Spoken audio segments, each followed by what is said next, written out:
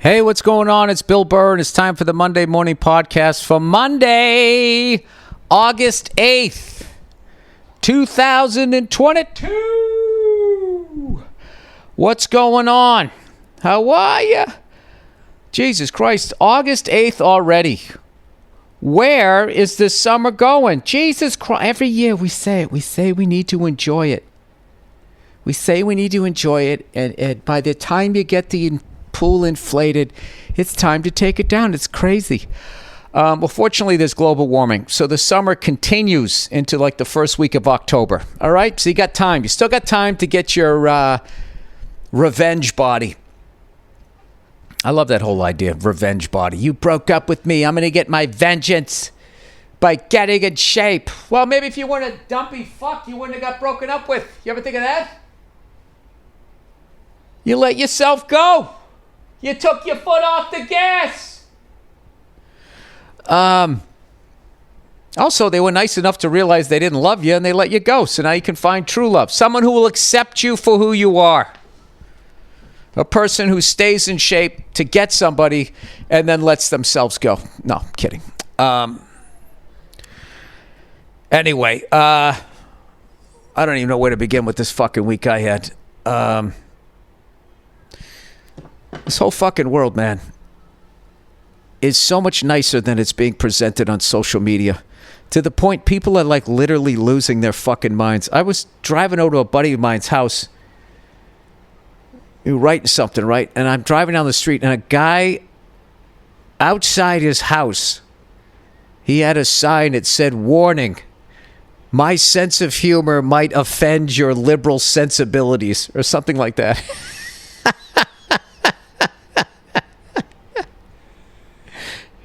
He had that outside his house. First of all, I just don't like the whole footloose vibe of that guy. You know? Like he's fucking, moving to the small town and we're not allowed to dance and he's going to show us what the real world is like. It's first of all, no one's going in your house. Warning, man, the way I joke around, you're not going to be able to handle it, man. Because you're too sensitive, man. You can't handle the real world the way I can, man.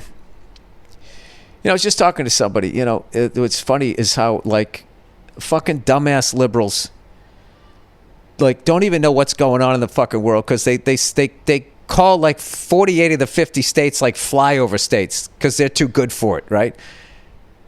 And then the fucking morons living in the red states don't know shit about the blue state. I don't know.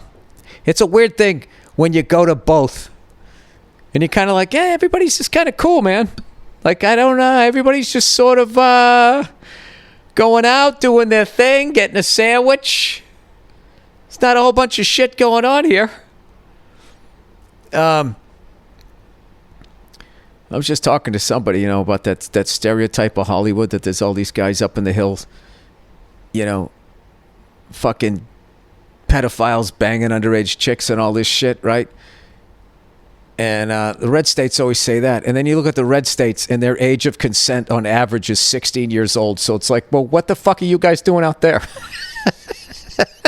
I think it's safe to assume that if you moved out to California where the age of consent is 18, a lot of you guys would be in the same fucking trouble. Billy's going hypocrisy on this one. I'm not. I'm just fucking around. That sign just fucking...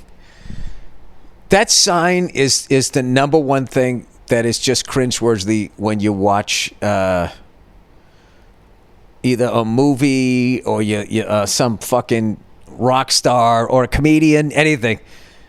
Is there anything worse than the fucking person that thinks they're dangerous and they're not, and they do like that preemptive, because I know you know me. You don't know what's gonna come out of my mouth. Or like when women are just like, guys can't handle me. Most people can't fucking, just completely wrapped up into like the universe of them. Like, how fucked up are, like that guy, I swear to God, who has that sign, he comes home and turns on the 24-hour news network that agrees with him and just fills his head with that shit, and then he goes online and types in capital letters. Like, why would you waste your fucking I don't know. But then on the other side, he's living out here in California. He's conservative. He's probably sick of his neighbors. I'm trying to go empathy in my older age, you know? Not like there isn't a bunch of wild, stupid shit out here. I really don't have a dog in the fight, to be honest with you, at this point. But anyway, oh my God. You're not going to fucking believe what happened to me. I went to spending time with my kids, and I went to one of these little playland things for kids. And they had this structure where once your kids went in it, like you couldn't really go in there and be with the kids. See, it's kind of this, you know, it's unsettling because they go around the corner, you can't see them. There's a whole bunch of people there. There's a whole bunch of adults. And it's like, I think everybody here is a parent. I don't know what's going on. It had that fucking fly in the ointment vibe. So I already didn't like it. And I'm in there, my son's in there, and there was this bigger kid was trying to give him a plastic ball. My son's, you know, only 2. He doesn't know what's going on. And the kid got frustrated. He took the fucking ball and smashed it over my son's head like twice. So I'm on the mesh thing going, hey, you know, stop doing that. Knock it off. So my son's freaked out. He like runs away. And the big kid, I don't know if he felt bad. He fucking runs over to him. And like my son's freaking out, like, get the fuck away from me. And I can't get in there to break it up. So all I can use is my voice. So that's what I'm using. And then the dad came over, right? And he's on the other side of the structure. He gets the kid to get away. And then he looks at me and he goes like, yeah, we good, bro? Are we good? That's what he says to me. And like, listen, I'm no tough guy, but like something about when somebody tries to bully me, I forget that I, you know, haven't had a fight in 3 decades. So I take a step towards the mesh and I go, what? And I forget what else he said. So next thing you know, this fucking idiot is walking through the structure like hunched over, like the hunchback of Notre Dame coming over to my side. And I go, oh, here we go. I'm like, is he coming in here to keep a closer eye on his kid or what's going to happen? So I'm standing at the bottom of this fucking area. I'm standing ankle deep in colorful balls. And this fucking dad comes in. He doesn't look at me. He's got his back to me. And he starts like bumping into me. Right? With his back to me. You know, I don't know a lot about MMA and martial arts and defense, but I don't think that's a good way to start a physical confrontation. I'm going to turn my back on you and start bumping into you. So I address it, and then he turns around and he looks at me, he goes, what do you like, what are you, like $180? I thought he was going to ask me how much I bench. So I just smile and I just look at him, right? I'm like, all right. This guy outweighs me like 60 pounds, so he's going to lunge at me. I'm going to jump back and take the back of his head, push him down in the plastic balls, and I'm going to get out of here. That was my only move.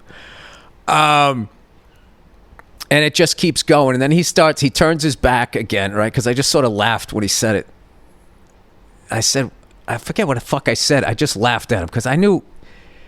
I kind of feel like if someone's going to hit you, they just go in and do it. They don't come in and turn their back to you. And it's just like, all right, this guy is doing, he's going machismo here. He's trying to urinate all over this space. So if I was more mature, I would have given up the space. But I'm a fucking bald orange cunt, so I don't.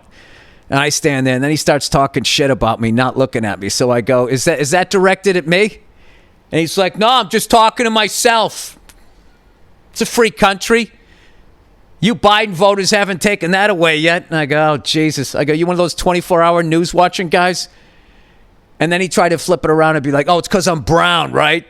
I guess he was Mexican. I don't know. I don't know what he was. He was fat. That's what I knew. And whatever. We're just going back and forth. And I'm really fucking... I don't know. It's like I'm enjoying it, but I'm not. It's, you know, because my kids are there and shit. So we're just jawing back and forth. Neither one's just going to back down. And then this Asian dude came in. This is a very progressive story. We got like almost every race is involved here. The Asian version of, I was going to say Nice Guy Eddie. Nice Guy Eddie was not a nice guy, but I'm going to call him Nice Guy Eddie. He comes in, he goes, hey, come on, guys, not in front of the kids. Not in front of the kids. Then he goes to give me a fist bump. And I was more mad at him than the other guy. I'm like, what the fuck are you trying to settle me down for? I didn't fucking do anything. This guy's fucking lunatic kid is smashing my kid, you know, over the head. So he goes to give me a fist bump. I just fucking look at him. He's like, come on, bro. I look at him. Come on, bro. And then he just crawls out. So now this guy's fucking giving giving me shit. He goes, don't even fucking act like you weren't me mugging my kid. And I go, your kid smashed the ball over my kid's head twice. And before I even said it, he goes, no, he didn't. No, he didn't. I'm like, you're one of those guys? You're one of those fucking guys, right? So, I don't know. We just do this dumb shit. It was so dumb. It was so dumb and it was so long and neither one of us was going to fight. It was so fucking stupid. And then he finally has to go. So then he's got to crawl out. Right? He probably said something else. I don't remember. So then now I'm out of the thing later on because I thought he left. And all of a sudden I'm sitting down trying to watch my kid in all the blind spots of this structure. And he comes walking by. And he goes, all right. He goes, have a nice day, Grandpa. Right? Call me an old dad. So I go, all right, buddy, keep eating that cake. And it actually hurt his feelings. He stopped. So then I stood up because, I thought he was going to sucker me or something, right?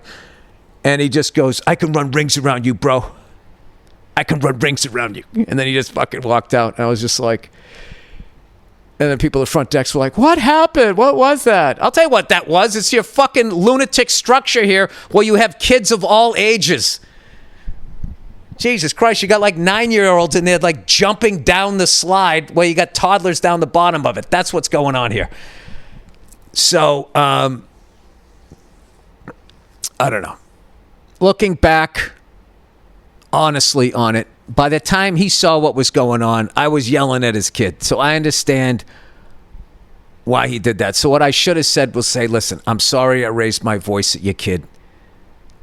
It was that your kid was hitting my son with the ball. He probably no, he wasn't. If I'm just saying if I'm actually giving this guy the benefit of the doubt, so I don't carry this for another week. That like if I had said that,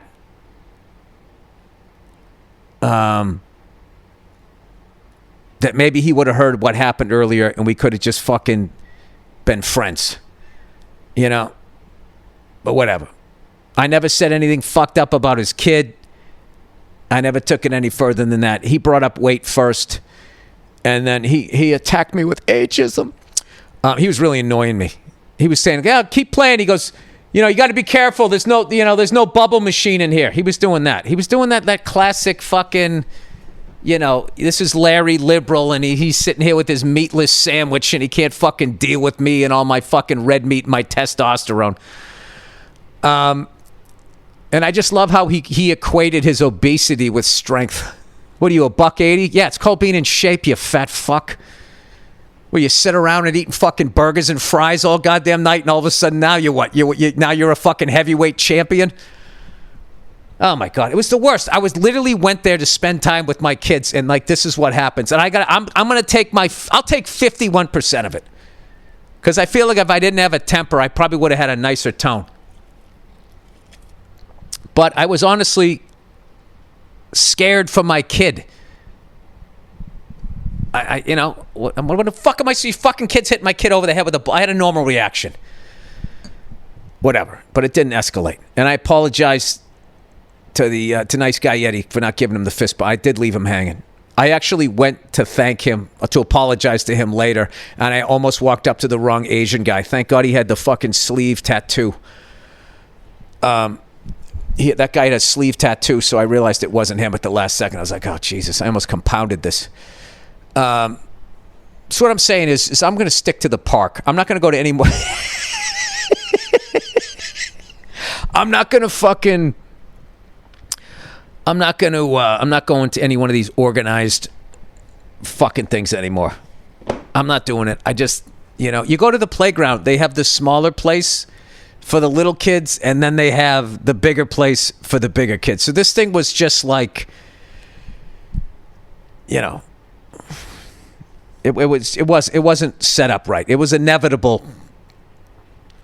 Okay, Bill, what are you blaming the business now? All right, I have a temper. That guy had a temper. We're a couple of cunts met at a fucking structure. There's nothing wrong with the business. There we go. It took 15 minutes. We got to the truth of it. Not one of my prouder moments. What are you, $180?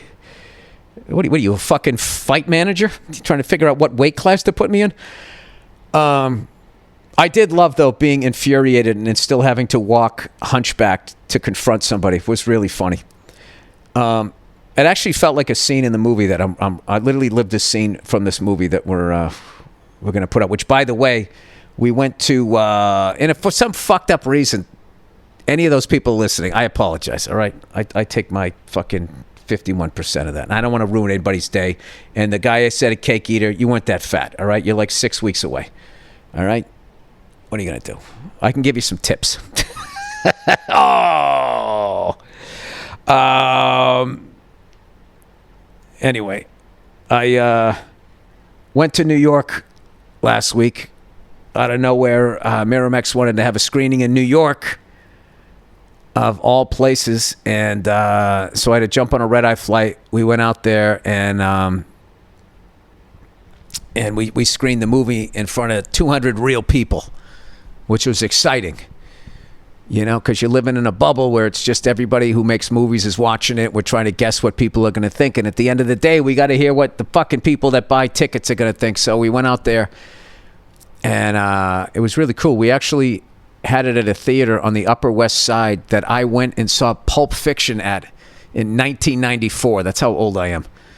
When it came out, I was seeing it for the second time because I was still living in Boston, about ready to move to New York. I saw it in Boston, and I went and I saw it again. Like every Tarantino movie. Like, I'm just going to go to it once. I can't. There's too much gold in it. I got to keep going, right? So I went back and I saw it again, and all these years later, I was there. It was really fucking wild to be in there because I was kind of thinking like, wow, because for the first time, I was like, this is actually a movie. You know, you're so close to it after a while, it just feels like this. You feel like you're redoing a house or something. But fortunately, it did fucking great. And people came out. They were very complimentary. They really liked everything. And it was an amazing night. So I'm really excited. We're getting close. We're going to fix like 5 or 6 things, rewrite something else, do a quick little reshoot on one thing. And I think this thing will be ready to be colorized. Put some music on it, and then you guys can come see it. And I'm going to tell you, man, I'm going to call in a favor when that thing comes out. Billy Freckles is going to need you guys to show up. Even that guy from the bouncy house place.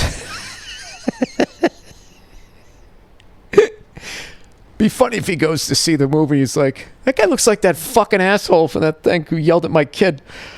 And then I get canceled. How can you say this is a good movie? Then he goes Bubble Machine. Which, by the way, I think children of liberals and conservatives, at the end of the day, I think the children still like Bubbles. I think every kid likes Bubbles. Anyway, what else did I want to talk about? By the way, dude, August 8th.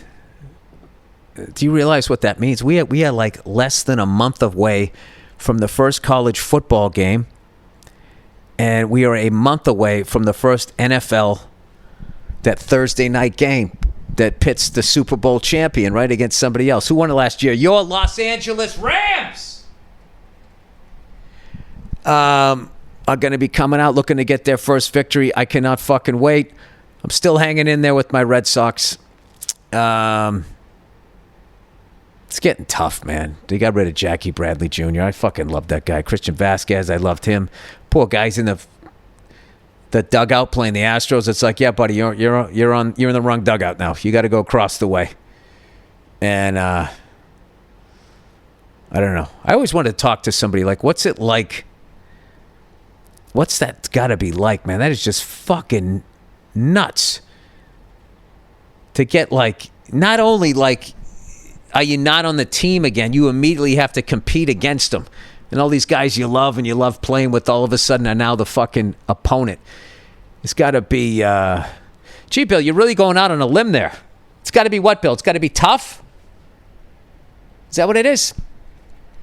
I'm not tough. I'm only $1.80. I need to go to fucking In-N-Out Burger a couple more times, and so I can get some respect down at the playground. Guy was trying to fucking out-dad bod me. I want to be like, dude, I'll take my shirt off. I'm just as big a mess as you are.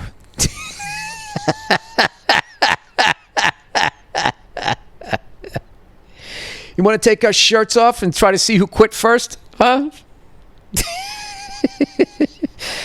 Oh my God. Did I think I was past those things in my life? I'm 54 and that just fucking happened. Jesus fucking Christ. I did like the grandpa line. This is a comedian. I was laughing about that on the way home. It was fucking hilarious. All right, see you later, grandpa. I mean, come on. That's fucking hilarious. Bro, we good? We good, bro? What? And wait, dude, they should have a fucking UFC for dads who aren't going to fight, like as the pre-fight. Like that's like the comedy before like the beatdowns.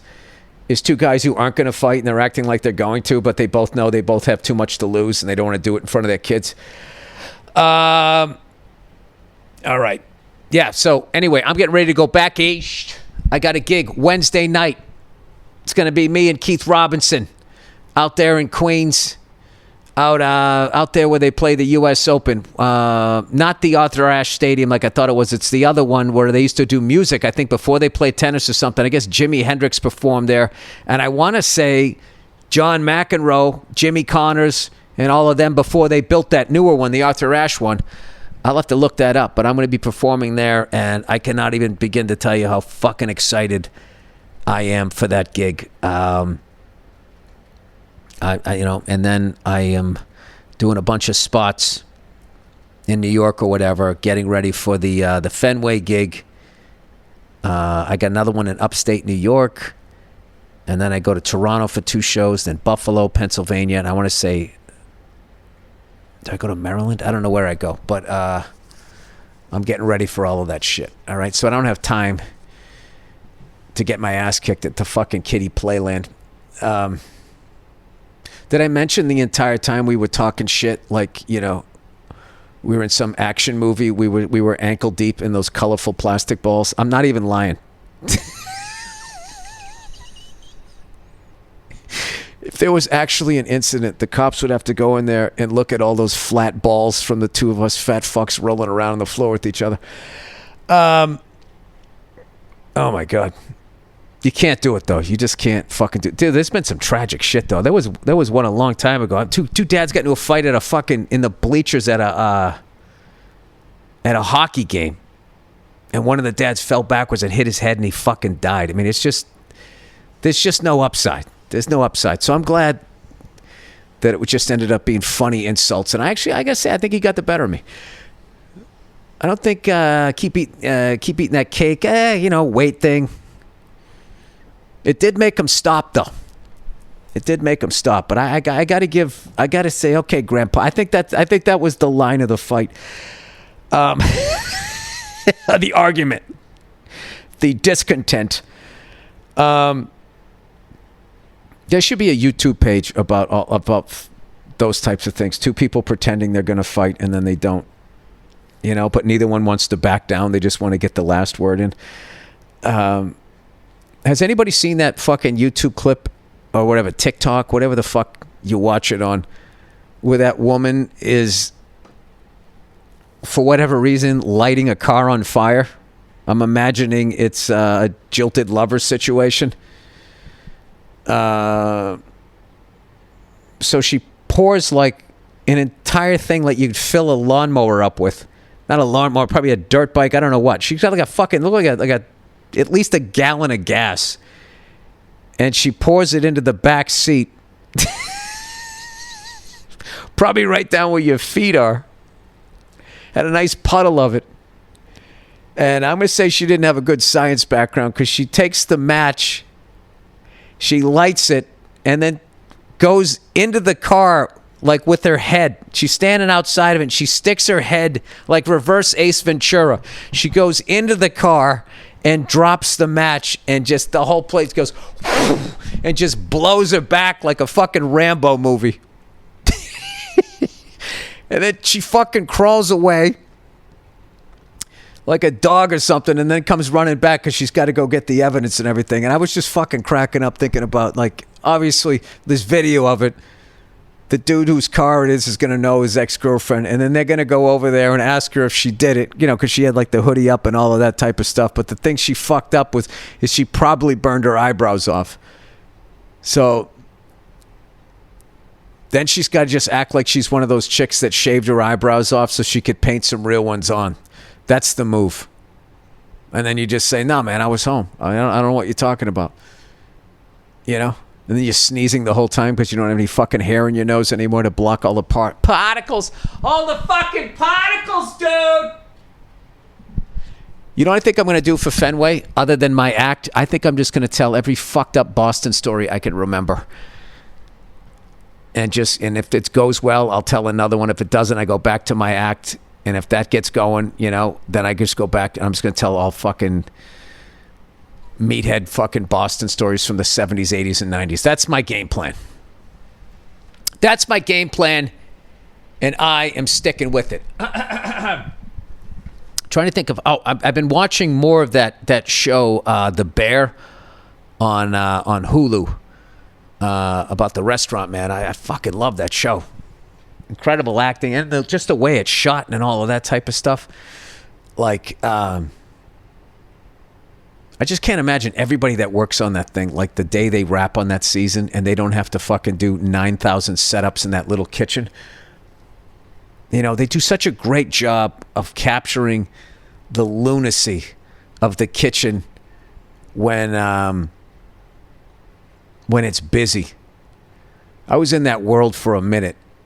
A long time ago. I was like 19 years old. I worked in this restaurant down in fucking North Carolina. I've told you guys this story before, haven't I? I started off, I was the bus boy. All right, and my job was I had to mop up the floor in the fucking oyster bar. Right? It was black and white tiles like the old fucking improvs. And it'd always be fucking dirty as hell. And I remember I used to fucking make that... Oh, Jesus, I sound like Tommy getting shit in Goodfellas. Oh, he'd make those shoes shine. I used to make that fucking floor shine. And then I went in the fucking, you know, the men's room. The men's room was always fucked up, but then the ladies' room was just, it was just otherworldly. There was so much fucking toilet paper. It was like somebody won a championship in there and then bled on some of it.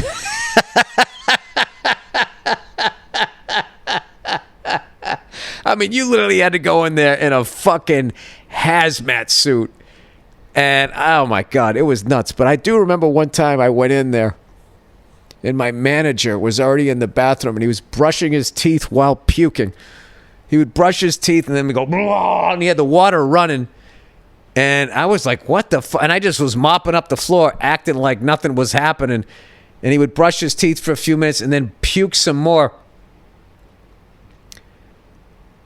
And then I had to clean the fucking sink afterwards. Oh, this was a low period in my life. And I remember after he was done puking, he brushed his teeth. He just looked at me. He goes, "Oh yeah, you know, sometimes brushing my teeth makes me gag." It's like, dude, you weren't gagging, you were puking. And why don't you just not jam the toothbrush down the back of your throat, you fucking size queen? What the fuck are you doing, right? And then I realized, it took me like, I didn't even think about that. You ever just like not think about something for 10 years? You just believe what the person said? I literally believed it. I believed that there was a guy out there that brushing his teeth made him gag. He hit the gag reflex by brushing his teeth, which makes no sense, which would cause him to puke into a sink. And you'd think if that's what happens when you fucking brushed your teeth, you wouldn't do it at work. You do it at home. It took me like 10 years later, I look back on that, and I finally was like, no, he went out drinking the night before, probably till 4 a.m, and then he showed up here for the lunch thing, still hungover, and he was fucking puking. That's what happened. So fucked forever. I was just thinking like, well, I guess if, when you go up top and you're kind of brushing on the insides of your uppers, if you kind of lost control of whatever hand you brushed to, I guess you could maybe jam it back there and hit the gag reflex. Yeah, that place was fucking wild. And I remember it was slowly going out of business like most restaurants. And what happened was, first I was the busboy. Then I was the busboy and the dishwasher when the dishwasher quit. They just knew I was dumb and not good with money. They were like, hey, Bill, do you want to be the dishwasher too? We'll give you an extra 50 cents an hour. And I was like, oh, boy, 50 cents an hour times 20 hours. Oh, that's $10. Oh, I could buy the new AC/DC cassette tape and have $2.99 back. Maybe I'll get a Snickers bar. I wasn't realizing, like, they were paying that kid, like, $3.75 an hour. That was minimum wage. They should have doubled my pay. I'm doing 2 jobs. I just said, okay. And then I was doing both those jobs. Bussing the tables and then fucking setting up the tables and washing the dishes. No OSHA problem there. Then the grill guy quit. The mesquite grill guy. This is like a fucking I Love Lucy sketch. Then they put me up on the grill. Gave me like another 75 cents or $1 an hour. Like, I should have been making like, I don't know, $10 an hour. This was like 35 years ago. That was a lot of money back then. And at that point, I think I was making like $4.75 an hour to do 3 jobs. And I'm finally here to speak my truth about the power structure at that restaurant. So then what would happen was I'd have all the dishes ready to go. I'd have to mop all of both the fucking bathrooms in the oyster bar. And then I had to go up. I had to prep all the fucking grill shit. And then I had my busboy uniform underneath my apron. And then I wore a tall chef hat. And I fucking worked on this mesquite grill behind glass like I had any training whatsoever. And as I was cooking, I was looking out onto the floor, seeing who was almost done with their meal. And as I saw somebody get up to leave, I would act like I was bending down to get some ingredients. I would take off the hat, lose the apron. Hey, toots, lose the apron. I would lose the apron, and then I would run out there. I would I would bust the table, bring all the dishes back, and then quickly set up that table while I had shit on the fucking grill. And then people would be like, we need more glasses. And I never said, like, I never spoke up for myself. I mean, well, what the fuck do you want me to do? I'm making shrimp rope shits over here, you cunt. Which you could do back then. So then I would run back and do that shit. I would always have a couple burners not on, and I'd set stuff to the side. So one time I was in the middle. We finally did a great lunch. We had some special, and the place was fucking packed. And, I would get the orders from the line behind me. And I'd have to look at the order to see what they had to make on the line so I could time out whatever I was grilling. Well, I was so fucking busy, I saw burger and I threw the shit on. Not paying attention. I just fucking threw it on. I remember this kid, Jason. He was a Metallica fan, had a little fucking wispy mustache, and he had his fucking heavy metal hair pushed up underneath his Chef Boyardee hat. And I turn around, I go, burgers up. And he goes, dude, what are you doing? I got all this other shit I got to make. And he goes, put it on the side of the grill. So I just took the tongs, grabbed the plate, and I stuck it on the side of the grill, on the burner that wasn't on, but it was still hot. So then I went out and I bust a few tables and all of that shit, washed some dishes, and I came back. And then Jason was like, yo, he's like, Bill, what's up with that burger, right? So I fucking, without thinking, I just grabbed the tongs, not realizing the plate heated up. And I turned around, I had it by the tongs, and I just handed it to him. And he had his hands out like he was going to accept the Eucharist, right?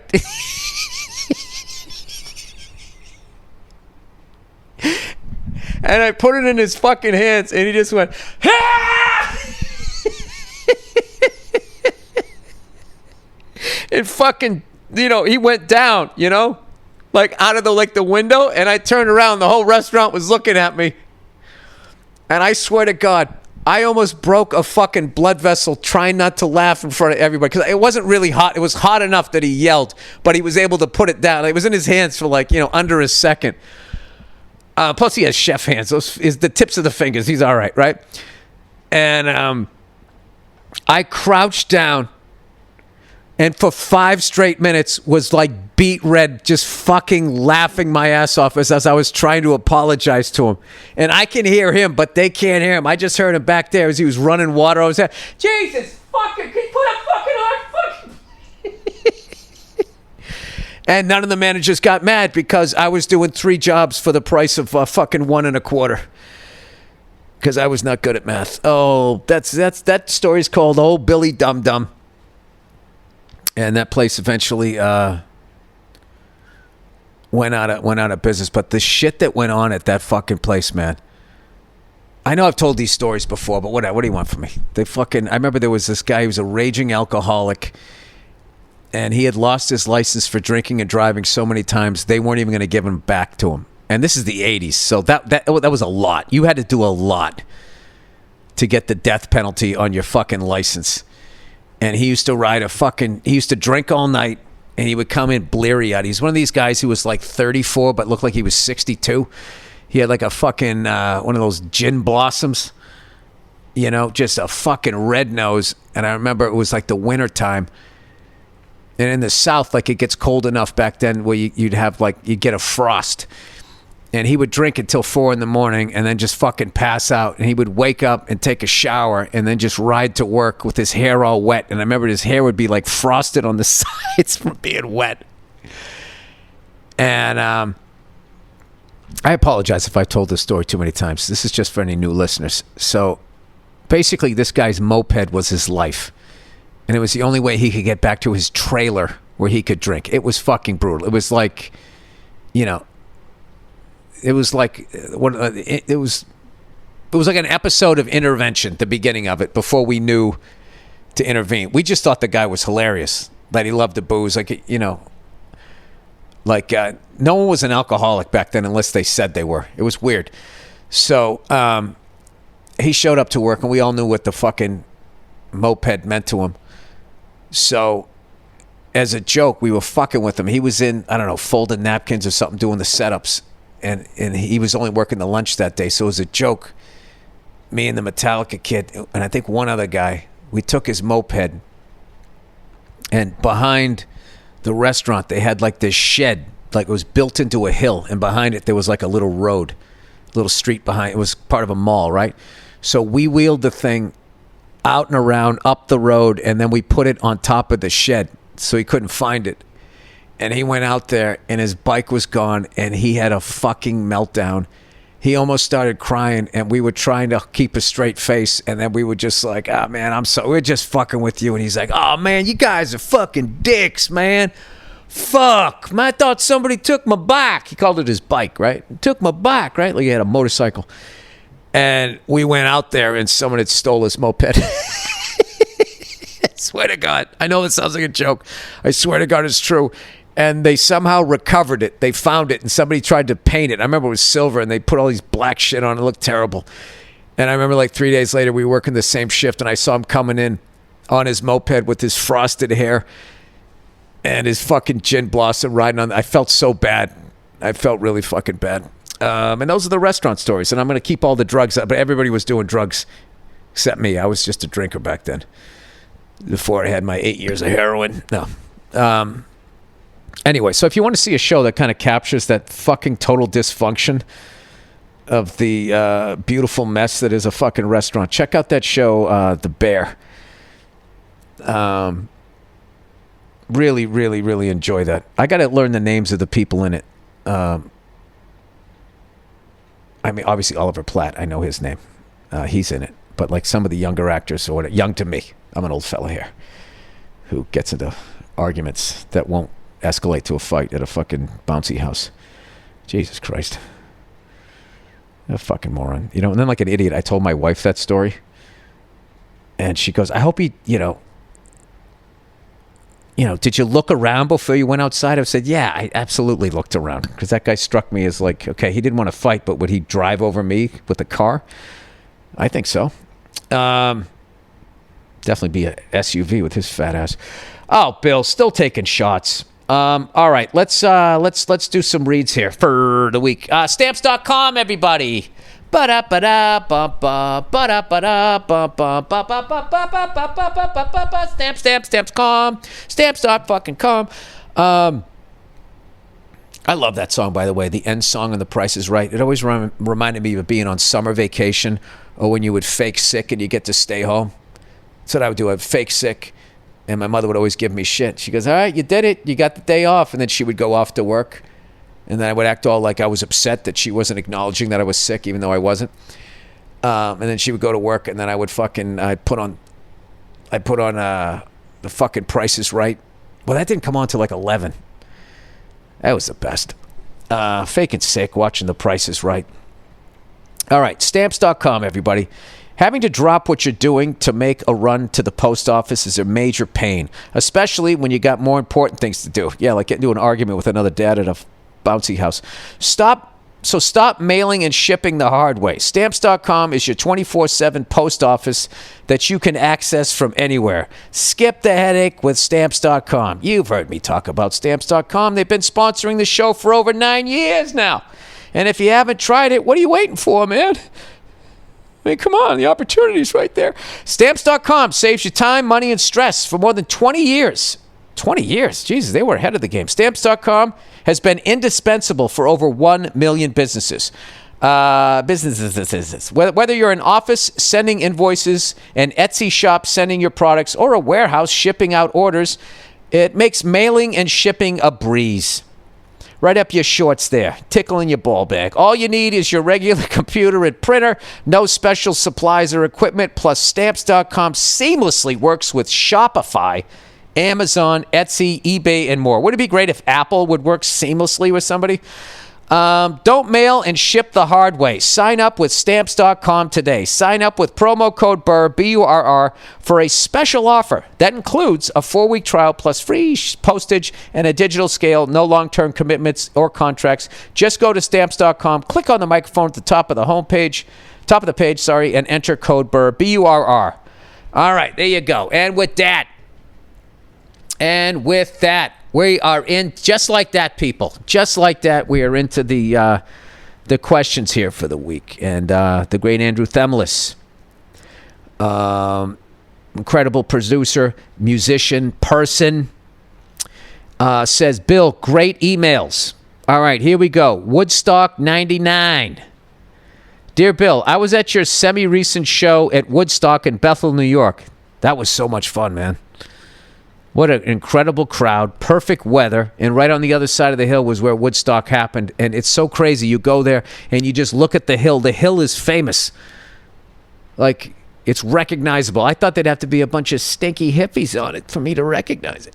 I was at your semi-recent show, Woodstock, blah, blah, blah. I worked a 10-hour day as a mason in Syracuse and drove 3+ hours. This sounds like this is going to be a complaint. Oh, Jesus. All right. So you work more than I do when you drove 3.5 hours to see me. Were you disappointed? 3.5 hours after work by myself to catch your shit jokes, front row, exclamation point. Now make sure that fact doesn't stroke your ego too much. I thought you were going to shit on me. Your bald head doesn't need to get any bigger. Oh! First I get called Grandpa. I am. I look like an old Charlie Brown. Anyways... On stage, you were asked where Woodstock 99 happened. And I wanted to shout it out, being in the front row. Well, you should have. But what can I say? Say I'm an introvert. You don't sound like an introvert in your emails, dude. You fucking ramp it up here. It took place in Rome, New York, at the former Griffiths Air Force Base, about an hour east of Syracuse. Well, why don't we give it up to Bethel for fucking understanding that they weren't going to get lucky twice.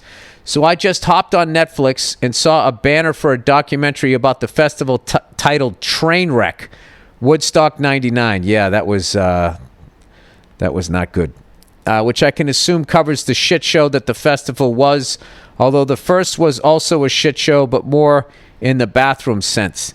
Yeah, this was more like price gouging and sexual assault is what I remembered from that thing. I'm glad I didn't go. I haven't watched it yet, but thought you might be interested given that random music facts is one of your 5,000 interests. A little shade there. I get it. I have ADD. Sorry if you've talked about this on the podcast already. My 6 and 7-year-old partners in crime sons are keeping me on my toes lately, so I'm a little behind on the episodes. Take care and go fuck yourself. I don't think I'm going to watch that because I remember the news reports. Maybe like if you didn't know what happened, it would be, I guess, kind of interesting or whatever. But it just, I don't know, man. Just human beings doing shit like that to each other is just, everything from the price gouging to fucking all of that other shit, man. It's just terrible. Gee, Bill, you really went out on a limb. That's a really, that's a fucking, really went against the grain there. All right, vitamin C and intermittent fasting. Oh, God. Oh, God. Now, I tried intermittent fasting. It didn't work for me. After 6 days, I quit. Vitamin C, I was all about. And then somebody says, the dosages they give over here are way too high and it could fuck up your kidneys. So now this person, you know what I think they're going to do? Because that person who told me wasn't a doctor. And now this person, I'm assuming, is not a doctor. And then they're going to give me exact opposite information. And I'm not going to know what to do. Dear Bill, the vitamin C article you saw was about people abusing it. It takes a lot to hurt your organs or do permanent damage with vitamin C. That kind of makes sense because wouldn't a bunch of us have kidney problems? Do I need to go into the kidney problem chat room on Reddit to get to the bottom of this? I like when Reddit gets to the bottom of it with a bunch of people who weren't even there discussing what happened. Pulling pictures and splicing them together and putting music underneath it. We're talking way more than the recommended amount for days on end. All right, well, there was a period there when I was doing the movie, I was taking those emergencies, and that was like 1,000 milligrams. That couldn't have been good. Also, intermittent fasting is good for certain people in certain scenarios. I'm not a doctor. Thank you. Thank you for saying that. I like this person. But how do I know this? Because I read the full articles instead of just the headlines. Oh, you're giving me shit? Glad you didn't, though, because I'd rather you ignorant and funny than reading properly. Thanks and go fuck yourself. No, I read an article about it. I didn't just read the headline, you asshole. I read a different article that says the opposite of what you're saying. And then also, how do you know that the article you read wasn't from the people that sell vitamin C paying these other people to say that this is a good fucking thing to do? All right? Before you get on your high horse. I noticed that when I was trying to buy a fucking shop vac. I looked up the top 10 shop vacs. And boy, oh boy, the first thing I clicked on had the top 10 shop vacs. And when you know it, every one I clicked on was sold at Home Depot. You'd almost think they weren't sold anywhere else. It was almost as if somebody who was paid by fucking Home Depot put together a list of all the shop vacs they have at Home Depot. So, you're not a doctor either, all right? So, my misinformation is just as good as your misinformation. I will not be talked down to as an uninformed person by another uninformed person, okay? I can get my ego just as much as you can. All right. I never made fun of his kid. I never went down, Ray. I never went down. All right, how to kill a lobster. Dear Billy Basket Case. That's not even funny as much as it's painfully accurate. First off, love everything you do, blah, blah, blah. Listen, if you're not going to commit to the phony compliment, I don't need you to fucking do that, all right? I don't need you to get me excited and then trail off, Don't fucking put that shit on me because you're not comfortable with emotions. Why can't you express love for another man? In your last episode, you were discussing the most humane way to dispatch of a lobster. I was asking if there was a way. And then I read an article, which I'm sure wasn't the real one, man. We need to talk to the vitamin C guy. My mother has do you know the fucking FDA is allegedly filled with a bunch of people that used to work at big pharmaceutical companies, and they were allowed to get those fucking jobs, and then they allegedly pushed through drugs? That's something else I heard in a bar that'll make you uncomfortable, and I can't back it up with any facts. About 20 minutes before dropping them into their final body of water. Wow, dude. That was really eloquently written. About 20 minutes before dropping them into their final body of water. They're literally on death row. She soaks them in a solution of booze and water. Throw them in with that bottle of white wine and loose Bud Heavy from the fridge, etc. That's been in your fridge for weeks. Not only does it give them a last hurrah, they're nice and loose going in so they don't tense up in the steam, and the final product is more tender. Dude, you want me to give like a date rape drug to a fucking lobster? You want me to drug my victim? All the best to you and yours from a fellow red-bearded German-Irish cunt from the Northeast. God bless you. Yeah.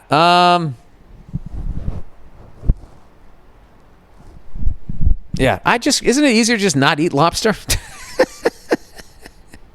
It's just so medieval. And we will boil you to death, for you insulted the queen. We all know she's a cunt. You just don't say it. How to break up with someone you live with. Oh, this is a good one. How to break up with someone you live with. You know who should know who should. Jesus Christ, what the fuck happened there? Too many hits to the head there.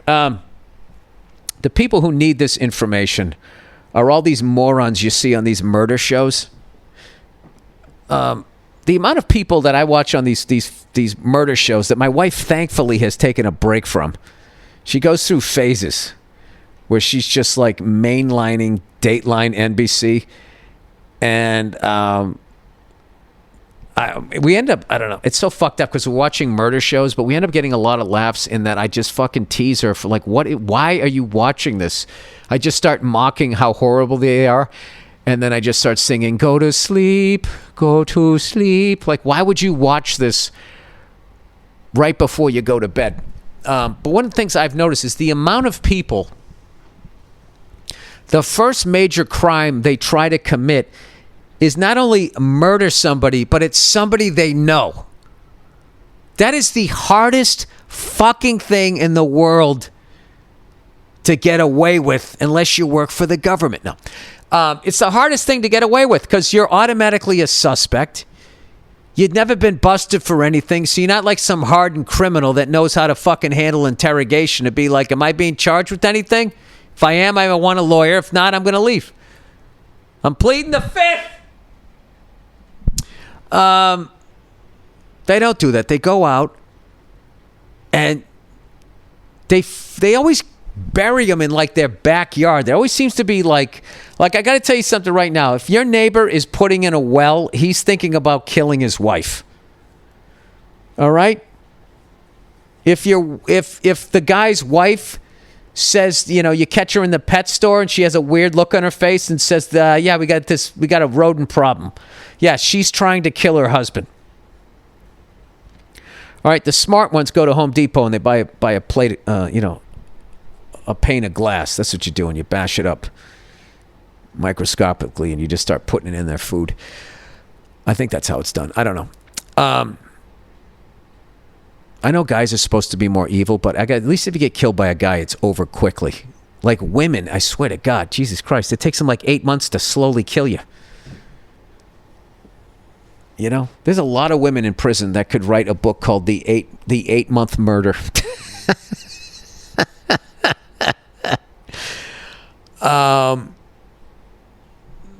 It's fucking hilarious. It almost takes them this is an 80s joke. It takes them almost the same amount to have an orgasm as it does to kill somebody. Thank you.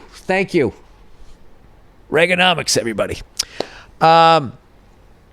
Anyway, this I actually believe, if you're a progressive school, they should have a class, a requirement that teaches young people how to break up with people, teaches people how to know when a relationship isn't working, and there would be less broken hearts, there'd be less murders. I would think the Dateline NBC lobby would do everything they could in Washington to stop these courses from being taught to kids in college.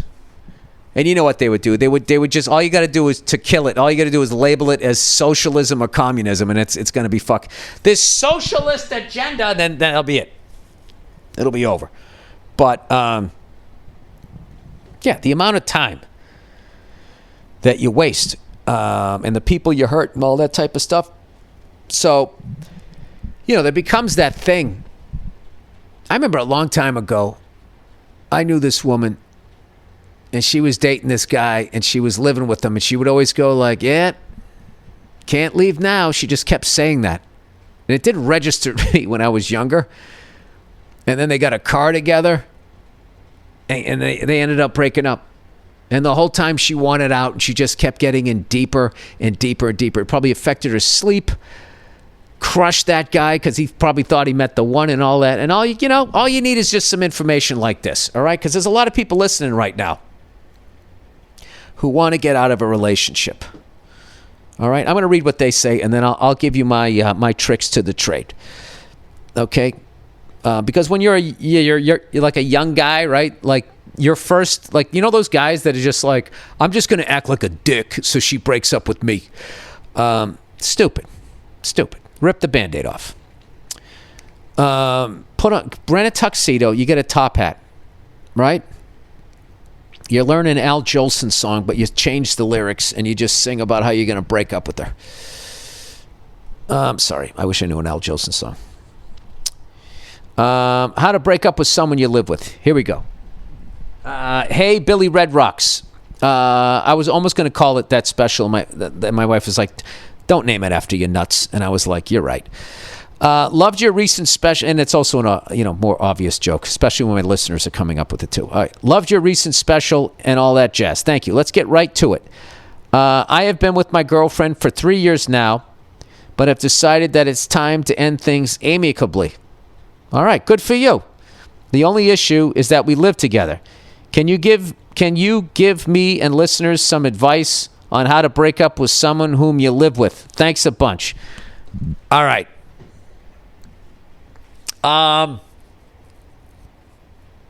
There's a degree of difficulty here. All right, I'm standing up now. I'm walking around. All right. Let's go with the positives. You're not with the person that you want to be with, and you're aware of it. And you're going to do this. All right? And there's no way to do this without making a mess. So let's try to make the least amount of mess. Okay, so the number one thing is you're going to break up with her and you still have to live with her. Now, ideally, you already have another place to go. Okay, now there are extreme ways of doing. You can do it this way. Okay, I'm kind of doing the cowardly way because you don't want to fucking deal with her. You don't want to deal with her. You want to get the fuck out. Let's just be a man here. You want to get the fuck... Hell hath no fury, and you want to be away from the fury. So if there's a way that you can somehow put a deposit down on another apartment, unless she's totally dependent on you. I don't know what your financial situation is, but I know a guy. Oh, I know a guy. This is how he did it. His wife went out on the... Not his wife, his girlfriend went out on the road. And he already planned to do it, but he knew that she was nuts.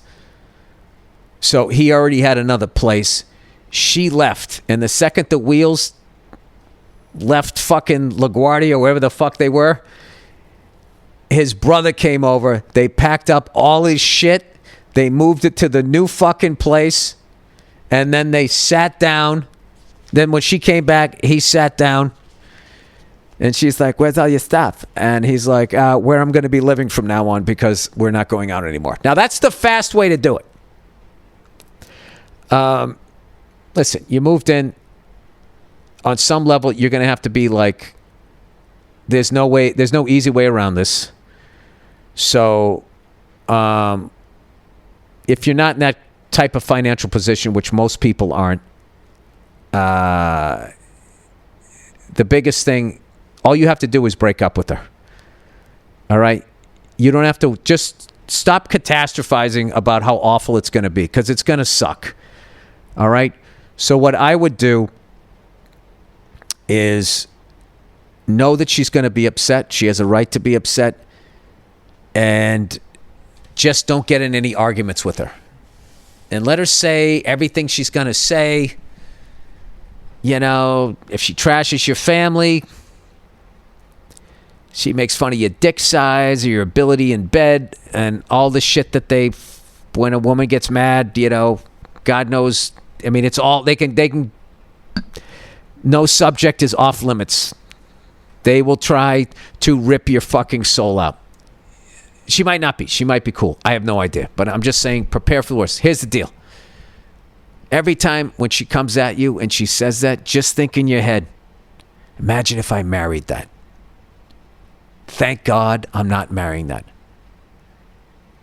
She is saying all this horrible shit to me right now because this is her last chance to do it. And then you're going to get the fuck out of there and it's going to be good. All right? And I don't know what your living situation is. If it's a 1-bedroom, that's good because at least you can sleep on the couch. You won't have to sleep next to her. If it's a studio, I mean, I don't know. This is what I would say. If she's making your life a living fucking hell, I would literally call your parents and just say, listen, I need 2 weeks to find a place. I got to get out of here. And I would take a sick day, and when she's at work, I would just take all of your shit. Okay? Anything even remotely questionable, hey, I paid for half of that couch, fuck it. Leave it. Just take all of your shit, pack it up, and just get the fuck out. That's what I would do. Why prolong it?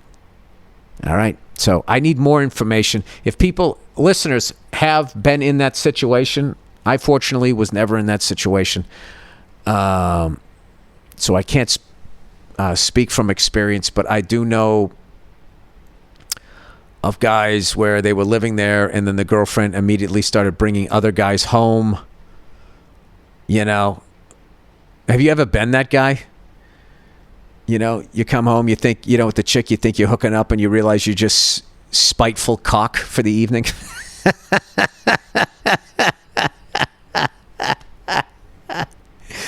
And the whole time you're like, is there a lock on this door? Is that door bulletproof? Like, yeah, I'm not doing this. Why don't you get all the way out of your last relationship? I'm out, guys. Like, that's what you wish you had the maturity to do. You know, but as I've said in my other specials, your dick is a dreamer. Your dick believes, nah, man, we can do it. We can pull this off. It's not going to be a problem. He broke up with her. He doesn't care. You're going to be fine. All right, that's the podcast for this week. Oh, Jesus. I can't fucking believe that shit happened to me. What an idiot. Why didn't I just say, we good? I should have said, we're good, man. Sorry about that. Next time, I'm just saying this out loud so I do that next time. I don't need to be that guy. Anyway, that's the podcast. Go fuck yourselves. I'll see you out in Queens, and I'll check in on you on Thursday.